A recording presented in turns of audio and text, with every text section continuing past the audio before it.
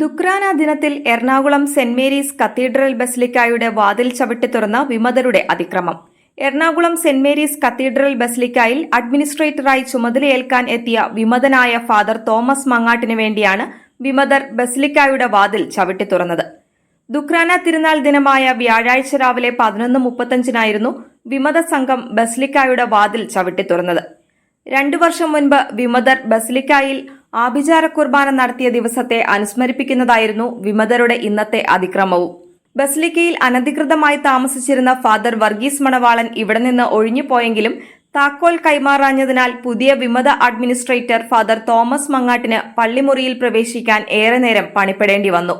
നേരത്തെ cathedral basilica അഡ്മിനിസ്ട്രേറ്ററായിരുന്ന father Tharian ഞാളിയത്തിനും ഫാദർ മണവാളൻ പള്ളിമുറി ഒഴിഞ്ഞു നൽകിയിരുന്നില്ല. തുടർന്ന് മറ്റൊരു മുറിയിലാണ് ഫാദർ തരിയൻ ഞാളിയത്ത് താമസിച്ചിരുന്നത്.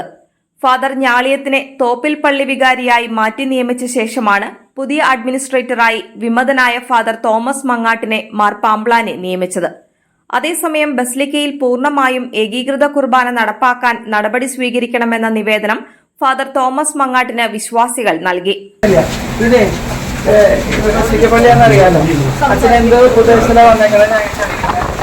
മാർപ്പാപ്പയുടെ ഒരു നിർദ്ദേശമുള്ളത് ബസിലിക്ക പള്ളിയിലെ കുർബാന മാത്രം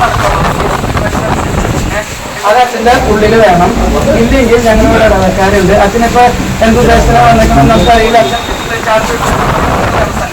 അപ്പൊ ഞങ്ങൾക്ക് അത് തട്ടിപ്പൂരാവുന്ന 12,000 കൊടുത്തിട്ടുണ്ട്. അറിഞ്ഞിടത്തോളം അച്ഛൻ പൂർണ്ണമായിട്ട് ഏകീകൃത കുർബാനയ്ക്ക് മനസ്സുള്ള ആളാണോ എന്ന് ഞങ്ങൾക്ക് അറിയില്ല. ഞങ്ങൾക്കൊരു സംശയമുണ്ട്. അപ്പൊ അച്ഛൻ ശ്രദ്ധിക്കേണ്ട കാര്യം, ഇവിടെ അണ്ടർഗ്രാവിന്റെ അപ്പോയിന്റ്മെന്റ് ലെറ്ററിൽ പൂർണ്ണമായിട്ടും ബസിലിക്കയിലും സന്യസ്ത ഭവനങ്ങളിലും തീർത്ഥാടന കേന്ദ്രങ്ങളിലും ഏകീകൃത കുർബാന മാത്രം പാടുന്നൊരു കോഴ്സുണ്ട്. അത് ഞങ്ങൾക്ക് അച്ഛനും വലുത് എന്തായാലും പരിശോധിക്കാറാണ്. അപ്പൊ അതിന് ഞങ്ങൾ ഉറച്ചു നിൽക്കും. അപ്പൊ അതുകൊണ്ട് അച്ഛൻ ചാർജ് എടുത്താൽ ഞങ്ങൾക്കൊരു തടസ്സമില്ല.